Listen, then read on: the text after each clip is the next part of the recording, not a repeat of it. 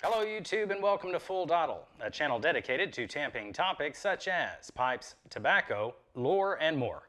I am your host, the Bearded Briarman, and without further ado, let's get lit.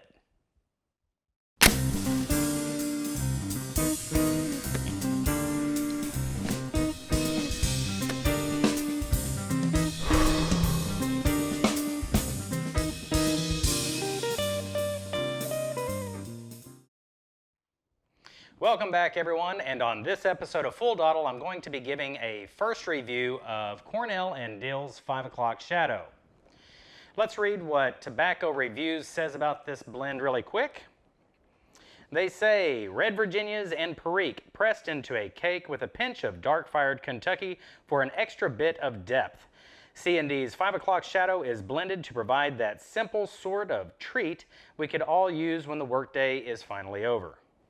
The strength is medium to strong, there is no flavoring detected, the taste is medium to full, and the room note they have as tolerable. I have been taking just a little bit of break from YouTube. Some of you may have noticed, others may have not noticed, but either way, I've had a very busy last few weeks. I think I might do a video just to kind of explain things because I believe the channel might slow down just a little bit, but I'm still going to be here providing content, so we'll see what the future holds for us. Anyway, I'm excited to try this. Everyone should know by now that I love red Virginias, so my hopes are already up on this one. I've got high hopes for it, so let's find out what we have here. Pop this tin open.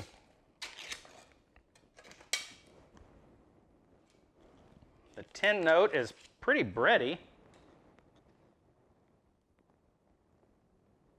I would say the biggest note on this, the biggest scent that I'm getting from this is going to be those red Virginias.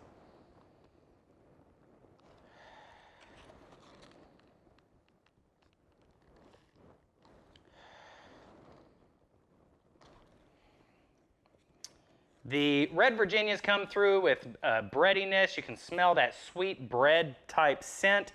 And the dark-fired Kentuckys, even though there's not much in this blend, are definitely coming through with that smoky quality.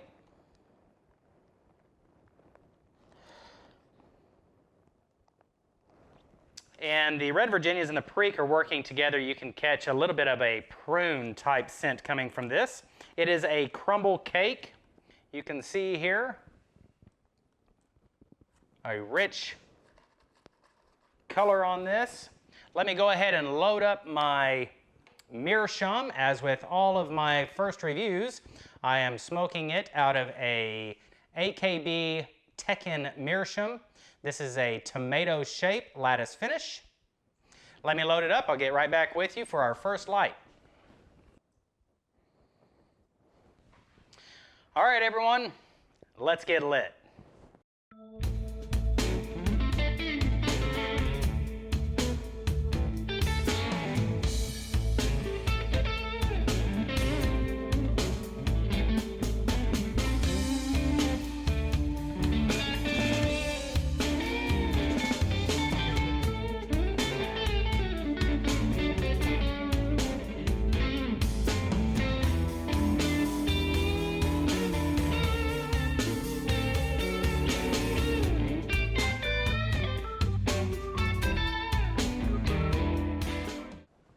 Okay.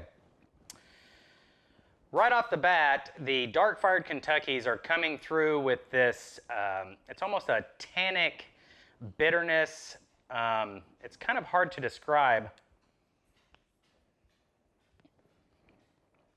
It's not that typical smokiness that you would expect from a dark-fired Kentucky. The Periques are playing into that and causing this sweet mint, hardwood leaf kind of combination.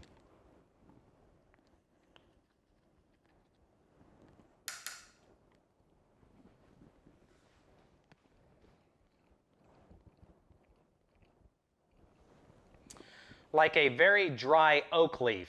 If you remember when you were a kid, you took the dry oak leaves when your dad or somebody would rake up the yard and you crushed it up, that smell.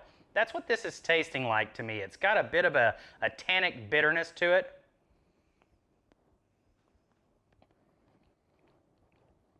It's not so much a spice as it is like the, just like a bitterness that comes from the burley.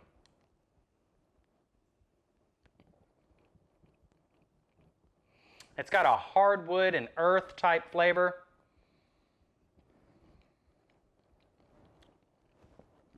The Red Virginias are in the background. They're offering like a wheat bread, a freshly baked wheat bread, and just a hint of the tartness they offer, that ryeberry type tartness.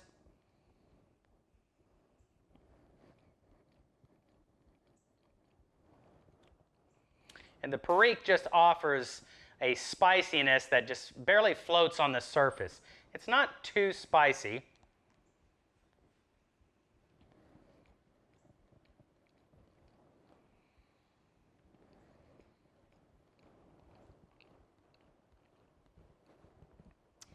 You do get the smokiness from the dark-fired Kentucky.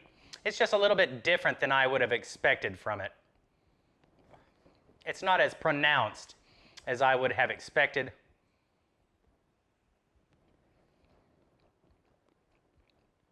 I think the main takeaway for this first half of this bowl, right up front, you're going to be getting the dark-fired Kentuckys. You're going to have a little bit of that earth and hardwood, that oak, the dry oak leaf that I was talking about, a tannic bitterness coming from it, and just a little bit of that smoky quality. The Perique is offering a spiciness that's just floating on the surface, and the Red Virginias are offering some bread and some of that mild tartness that is customary of that leaf varietal.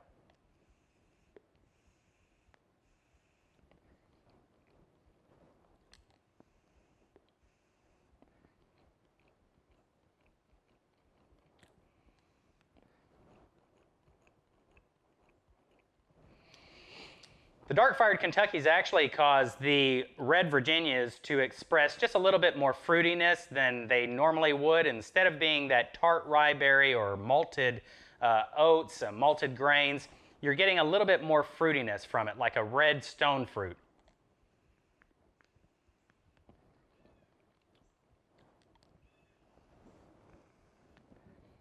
It's not too bad.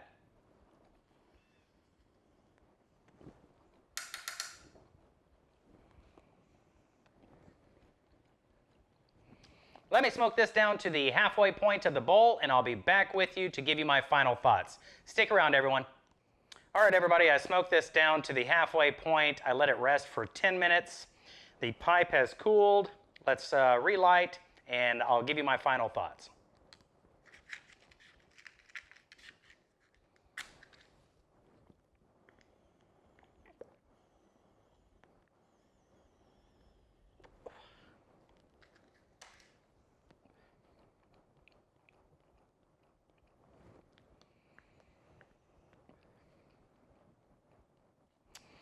It hasn't gotten any sweeter.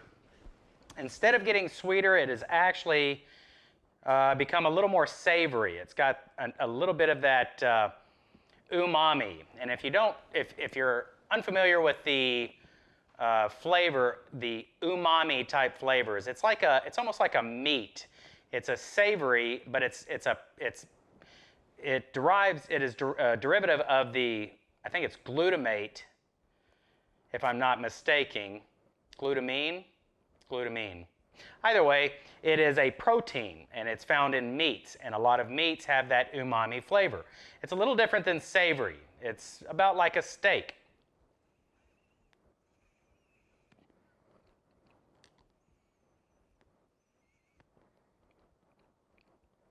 And it's definitely increased in that type of flavor.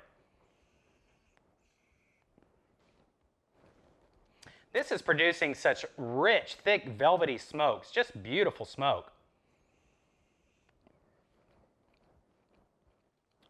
The smokiness from the dark-fired Kentucky is a lot more pronounced now. For me, the Perique and the Dark Fire Kentucky are your lead components. Even though supposedly there's only a pinch of Dark Fired Kentucky in this, the Perique and the Dark Fired Kentucky really take the lead in this. The Perique, with its mineral and boggy type flavors and those hints of mint and a black licorice, are combining with the Dark Fired Kentucky and creating this very unique, almost like an allspice type sweetness. It's just got an autumn feel to me. I'm really glad that I chose this one for the first impressions now that it is autumn. It reminds me of fall leaves, that dry herbalness, that earthy tone from the fall leaves.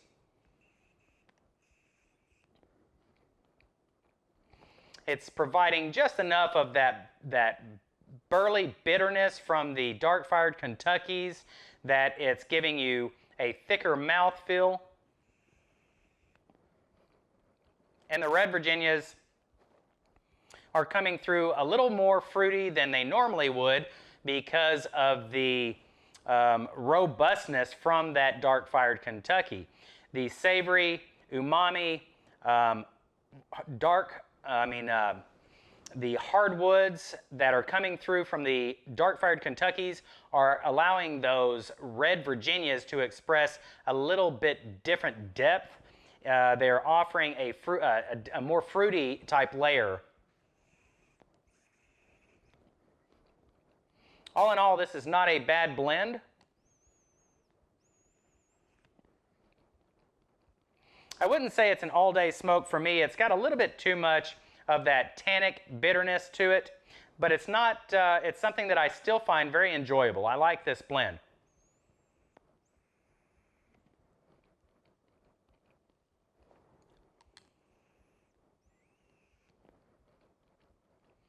It is reminiscent of Haunted Bookshop a little bit.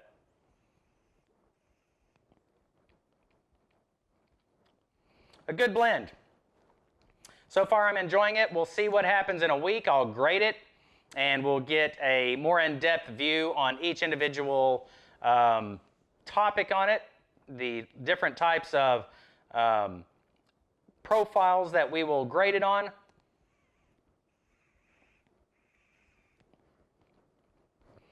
So join me again next Thursday, everybody, and I'll give you my full review on it.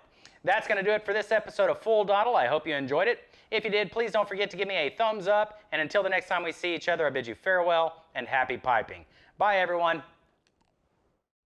Have you enlisted in the Full Dottle platoon yet? It's easy. Just click the subscribe button. Also, hit the bell icon to be notified as soon as I upload the next episode.